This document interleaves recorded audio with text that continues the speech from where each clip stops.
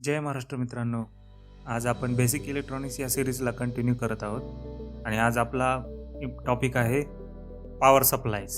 मित्रांनो, अतिशय important topic आहे. तुम्ही लाख इलेक्ट्रॉनिक सर्किट शिका, पण जर तुम्हाला पॉवर सप्लाय डिझाईन नाही करता आला तर तुमचं इलेक्ट्रॉनिक्स शिक्षण हे अर्धवट राहतं. कारण पॉवर सप्लायशिवाय कुठलंच इलेक्ट्रॉनिक सर्किट चालत नाही किंवा इलेक्ट्रॉनिक्स प्रॉडक्ट चालत नाही. त्यामुळे अतिशय इम्पॉर्टंट टॉपिक आहे.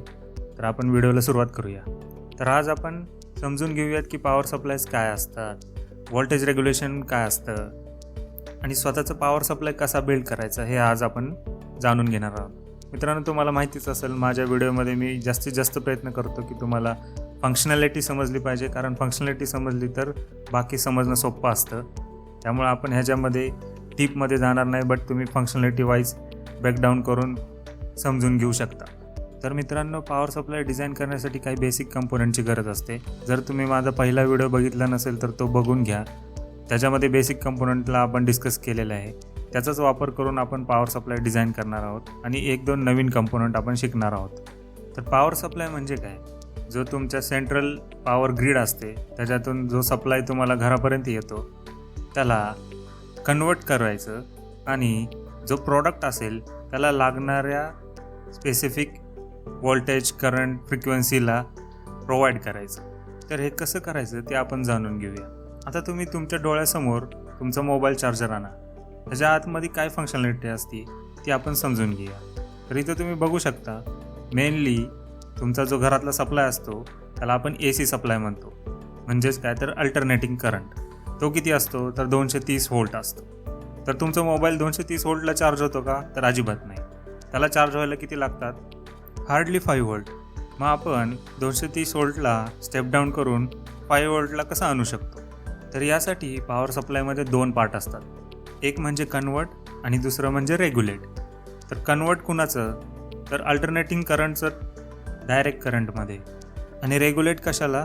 तर जो अनरेग्युलेटेड DC करंट आहे त्याला रेग्युलेटेड बनवण्यासाठी. म्हणजेच काय तर कॉन्स्टंट डायरेक्ट करंट प्रोव्हाइड करण्यासाठी. पहिलं आपण समजून घेऊया अल्टरनेटिंग करंट म्हणजे काय. तर जसं आपण इथं म्हणलं आहे, अल्टरनेटिंग करंट म्हणजे काय? ज्याची direction back and fourth change होते. नंतर दुसरं काय आहे? ज्याची स्ट्रेंथ असते ती राईज होते किंवा फॉल होते ओव्हर टाईम. त्यानंतर तुमच्या होम्समध्ये वापरलं, तुमच्या घरामध्ये वापरली जाते का तर ते इफिशियंट आणि लॉंग डिस्टन्स ट्रान्समिशनसाठी चांगली असते. आणि याची फ्रिक्वेन्सी हर्ट्समध्ये मेजर केली जाते. आता ह्याला एक एक करून समजून घेऊया. पहिले तुम्ही तुमच्या डोळ्यासमोर एक उदाहरण आणा, ते म्हणजे समुद्राच्या लाटा. जसं तुम्हाला माहिती आहे, भरती येते, ओटी येते. हे एक उत्तम उदाहरण आहे की अल्टरनेटिंग करंटचं. तर अशा मुवमेंटनी काय होतं, जो करंट आहे तो लॉंग डिस्टन्ससाठी ट्रॅव्हल करू शकतो आणि इफिशियंट वेनी, म्हणजेच त्याचं लॉसेस जे असतात ते लॉसेस कमी होतं. दुसरं उदाहरण बघायचं तर तुम्ही लहानपणी झोका खेळला असाल. आता तुम्ही झोक्यावर बसल्यानंतर ना तुम्हाला जर कोणी मागून धक्का द्यायला नसेल तर तुम्ही झोका कसा घेता? तर स्वतःच बॉडीनी मुवमेंट करता पुढं मागं. हळूहळू झोक्याची गती वाढते आणि तुम्ही उंच झोका घेऊ शकता. हेच काय आहे, एक सिम्पल उदाहरण आहे अल्टरनेटिंग करंटचं. म्हणजेच काय, निसर्गाच्या नियमानुसार तुम्हाला जर एखादी गोष्ट लांबपर्यंत पोचवायची असेल तर तुम्ही त्याला अल्टरनेटिंग फॉर्ममध्ये पोचवलं पाहिजे.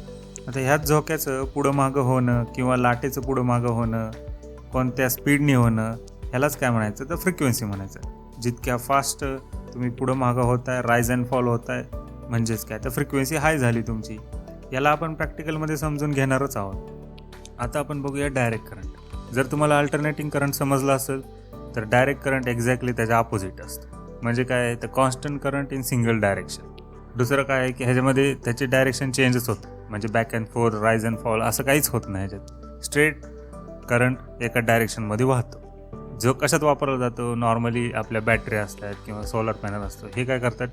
DC पॉवर प्रोव्हाइड करतात. याचं उदाहरण बघायचं झालं तर म्हणजे काय, तुमच्या घरात येणाऱ्या नळाला पाणी, त्याच्या फ्लोमध्ये कुठंच चेंज होत नाही. म्हणजेच काय तर कॉन्स्टंट सप्लाय आहे तुमच्या पाण्याचा. त्यालाच आपण कम्पेअर करू शकतो डायरेक्ट करंटशी. आता ह्या सगळ्याला आपण प्रॅक्टिकली समजून घेऊया. तर डेमो पर्पजसाठी आपण 12 व्होल्टचा पॉवर सप्लाय डिझाईन करूया. जसं आपण मगाशी डिस्कस केलं, पॉवर सप्लायमध्ये दोन पार्ट असतात, एक कन्वर्ट आणि एक रेग्युलेट. तर कन्वर्टमध्ये आपण काय करतो? ACला DCमध्ये कन्वर्ट करतो. तर आपल्याला डायरेक्ट ACचं DC कन्वर्ट करता येतं का?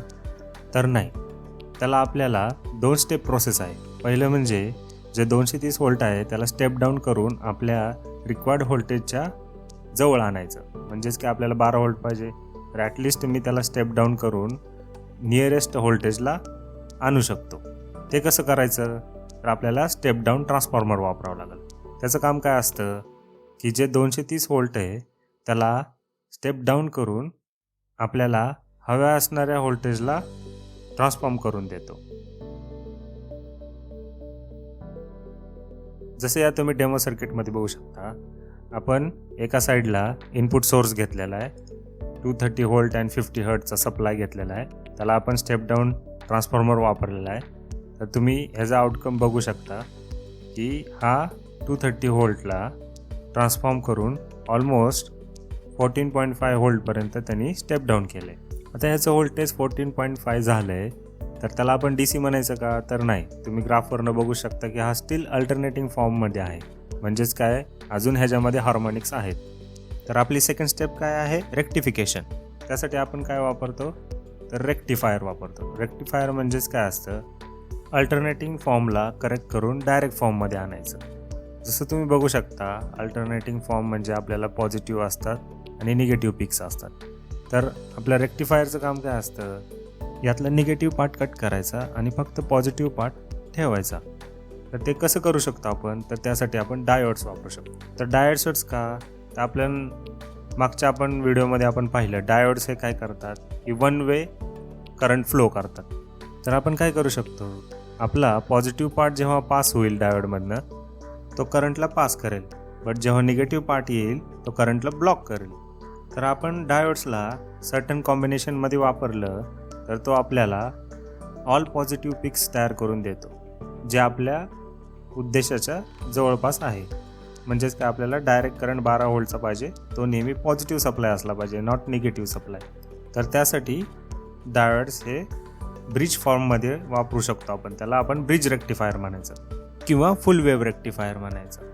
तर या डेमो सर्किटमध्ये तुम्ही बघू शकता आपण 4 डायोड पेअर वापरल्यात. त्यातल्या 2 डायोड पेअर ह्या रिस्पॉन्सिबल आहेत आपल्या पॉझिटिव्ह पिकला फिल्टर करण्यासाठी आणि 2 डायोड पेअर ह्या रिस्पॉन्सिबल आहेत निगेटिव्ह पिकला फिल्टर करण्यासाठी.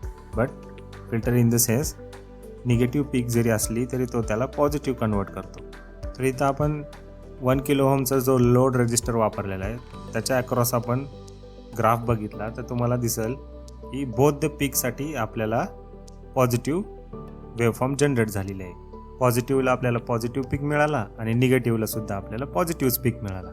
तर ह्या फॉर्मला आपण पल्सेटिंग DC म्हणायचं.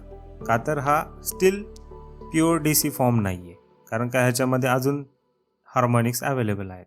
बट ॲटलिस्ट आपण पॉझिटिव्ह व्होल्टेजमध्ये आलेलो आहोत. मग असे आपण पॉझिटिव्ह आणि निगेटिव्ह दोन्ही सायकलमध्ये होतो. आता आपण बघूया second part of power supply that is regulation. आता आपल्याला पल्सेटिंग DC मिळालं आहे तर ह्याला आपल्याला प्युअर DC मध्ये कन्वर्ट करायचं आहे. त्यासाठी वापरलं जातं व्होल्टेज रेग्युलेटर. तर इथं आपण कम्प्लीट डेमो सर्किट डिझाईन केलेलं आहे 12 व्होल्टच्या पॉवर सप्लायसाठीचं.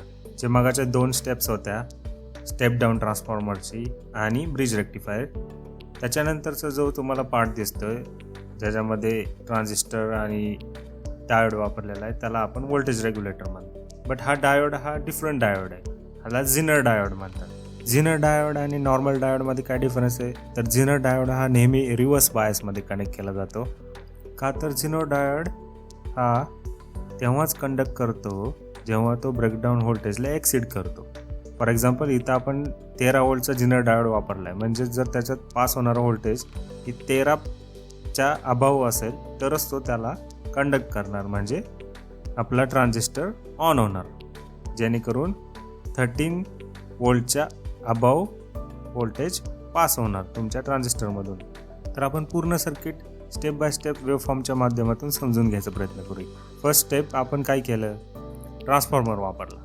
तर तिथं काय झालं 230 व्होल्टला आपण स्टेप डाऊन करून अराऊंड 15 व्होल्टपर्यंत आणलं. बट स्टील हे अल्टरनेटिंग फॉर्ममध्ये आहे, म्हणजेच काय ह्याच्यामध्ये हार्मोनिक्स प्रेझेंट आहे. नेक्स्ट आपण काय केलं हे हार्मोनिक्स काढण्यासाठी आपण ब्रिज रेक्टिफायर वापरला.